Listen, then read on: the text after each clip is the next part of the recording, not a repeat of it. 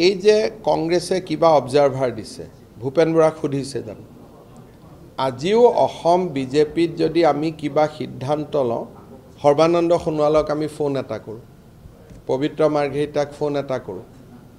চৰকাৰত যদি মই কিবা এটা সিদ্ধান্ত লওঁ দিলীপ শইকীয়াক ফোন এটা মাৰোঁ যে দিলীপ আজি কেবিনেটত এনেকৈ আমি কৰিব খুজিছোঁ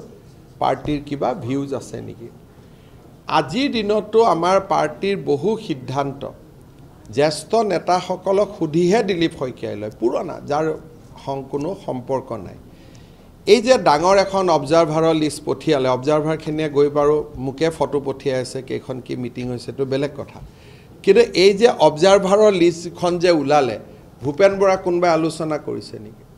কিন্তু কেম্পেইন কমিটিৰ চেয়াৰমেন কোন ভূপেন বৰা গতিকে কংগ্ৰেছত থাকিলে আত্মসন্মানটো ফিক্স ডিপোজিটত থৈ আহিব লাগিব আৰু যাৰ আত্মসন্মানটো ফিক্স ডিপোজিট কৰি বেংকৰ লকাৰত থৈ আহিব হি কংগ্ৰেছত থাকিব পাৰিব আপোনালোকে ভূপেন বৰাক সুধিব যে এই যে ডাঙৰ অবজাৰভাৰৰ লিষ্টখন বনালে তেওঁ কোনোবাই একবাৰ ফোন কৰিছে নেকি ফটো নোহোৱাটোতো এটা সৰু কথা